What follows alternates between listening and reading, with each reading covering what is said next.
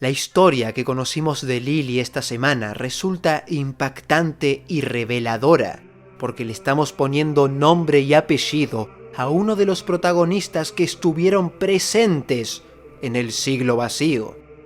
Sin embargo, si me preguntan qué destacaría de todo lo que vimos en el capítulo 1084, les diría que fue leer a Cobra preguntando por el significado de la Di. Y es que no puedo dejar de recordar cuando Oden escribió en su diario aquello que descubrieron cuando llegaron a Laugh Tale, la historia del clan de los Di. Porque si fue tan importante como para que Roger luego la utilizara de excusa para contarle todo lo que descubrió del siglo vacío a Barba Blanca, es porque el clan en sí mismo es el protagonista de ese siglo vacío. Y esto lo repito en todos mis videos, pero considero que Oda no fue ningún estúpido a la hora de decidir mostrarnos todo lo que estamos viendo justo después de anticiparnos que falta un día para que ocurra un incidente que impactará en todo el mundo. Antes de que ocurra ese suceso, nos está presentando en bandeja de plata a todos los protagonistas que formarán parte de la saga final de One Piece.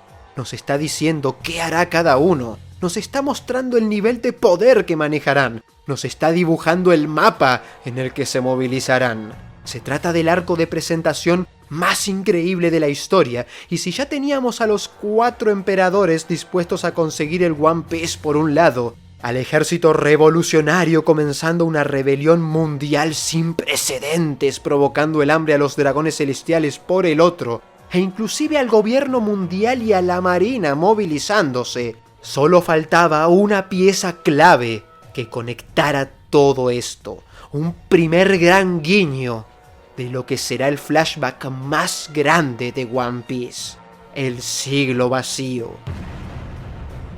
Y la mejor opción que tuvo Oda para hacerlo es trasladándonos nuevamente a los eventos que se desarrollaron en el Reverie, una asamblea que comenzó a prepararse en el año 2016 cuando nos mostraron a Cobra dispuesto a asistir, aún a pesar de su condición física. Él fue el primer monarca en ser mostrado en su camino hacia la Tierra Santa, y es él quien protagoniza simbólicamente uno de los capítulos más reveladores de la historia, porque Arabasta fue el primer territorio en donde conocimos la existencia de las piedras y las armas ancestrales. Fue el sitio en donde los sombreros de paja se vieron involucrados en las raíces de este mundo. Y hoy, la muerte de su rey es la que pone al ejército revolucionario como principal sospechoso. Los involucra ellos también en las raíces de este mundo. Porque no debemos olvidar que todo esto finaliza con Sabo atestiguando la existencia de Im. De esta manera, Arabasta termina siendo un nexo indispensable en el mundo de One Piece, ya sea con las acciones de sus reyes hace 800 años, como con las acciones de Vivi y Cobra en el presente. Y siendo este el único país en no aceptar trasladarse a Mary Joyce y siendo considerados como un país traidor a ojos del gobierno, resulta magnífico que su rey esté parado frente al gran trono vacío del cual algún día comprenderemos toda su oscuridad, y les pregunte a la máxima autoridad cuál es el significado de la Di.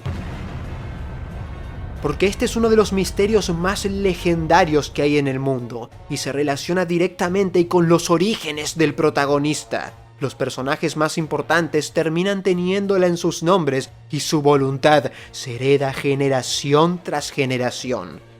Todos nos preguntamos cuál es el significado de la Di, y es esa la pregunta que Oda elige colocar en las palabras de un rey que pronto será silenciado.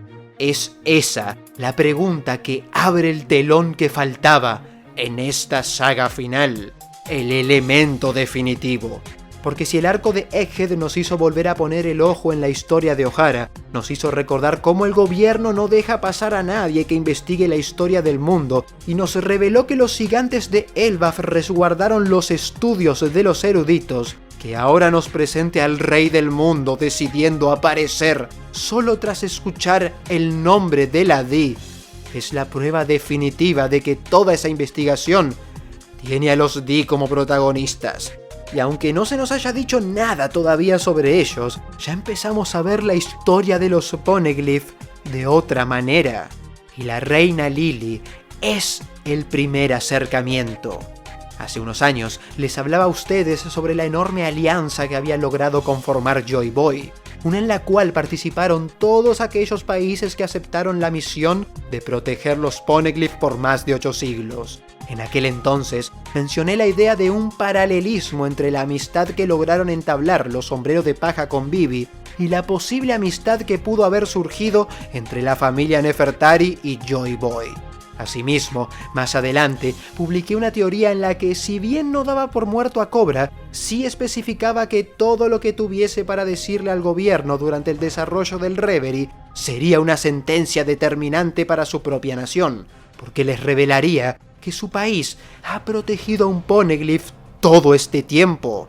Y aunque yo creía que el motivo por el cual la familia no se trasladó a Mary Joyce consistió pura y exclusivamente en que, tras conocer a Joy Boy, decidieron resguardar la ubicación de Plutón en el país, lo cierto es que esta semana aprendimos que esa decisión se tomó antes de que esa piedra exista siquiera. Y por lo tanto, el paralelismo entre Vivi y Lily ahora se termina basando en algo mucho más grande que una simple amistad con el guerrero de la liberación. Porque Vivi en su momento, trabajando para una fuerza opresora, conoció a Luffy y aunque partieron siendo enemigos, viajó en su barco y terminó confiando en él para pedirle su ayuda. Y como si se tratase de un calco perfecto, Lily, formando parte de la alianza que fundó el gobierno mundial, en algún momento conoció al enemigo y terminó confiando en él para pedirle su ayuda.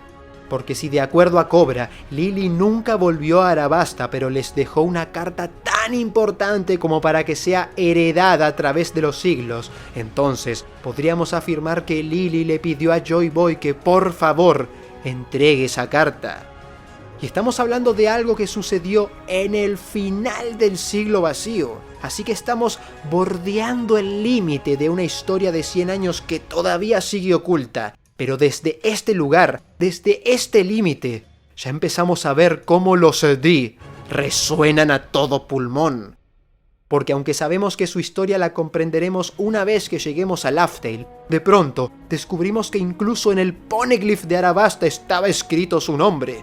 O al menos eso parece indicar el hecho de que Cobra lo mencione junto a la existencia de la carta. Y de ser este el caso, que Robin nunca lo haya mencionado, al igual que tampoco mencionó Wano en su momento, hace que todas las piedras pasen a estar nuevamente en el ojo de la tormenta. Cualquiera podría haber contenido más información de la que se nos dijo. Cuando Cobra nos hizo saber que quería hablar con el Gorosei, se preguntaba si, en el pasado, el rey Nefertari de aquel entonces le hizo algo al mundo.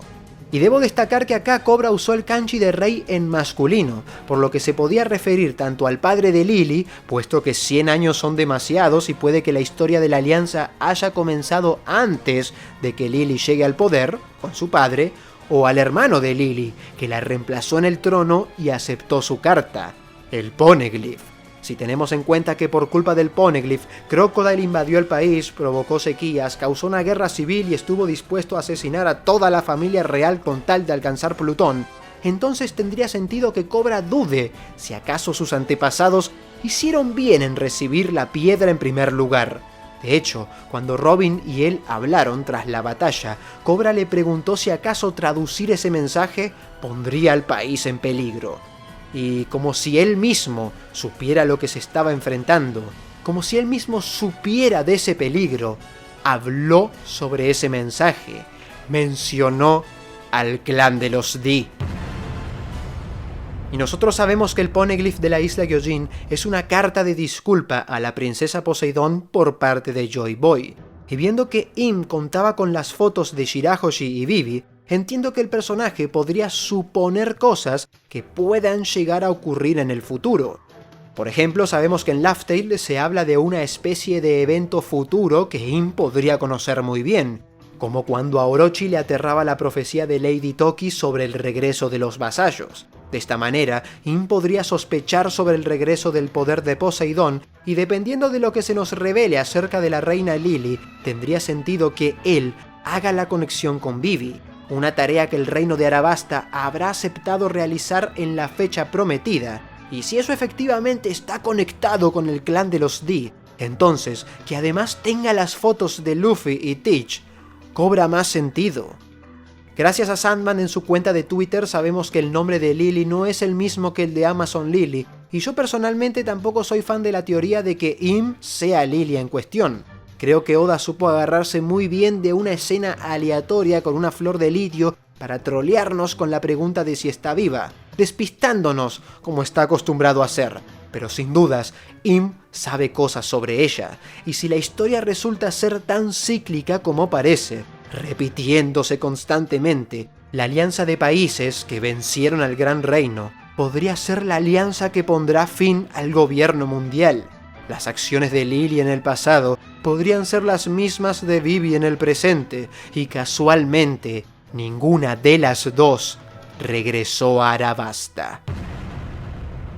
Si les gustó este video, suscríbanse al canal, háganmelo saber en los comentarios y por supuesto están más que invitados a formar parte de mi tripulación como miembros del canal. Muchas gracias también a todos los que se pasaron en Twitch en la reacción del capítulo y espero verlos de nuevo muy pronto. Yo soy @LautaroSeiren y me despido.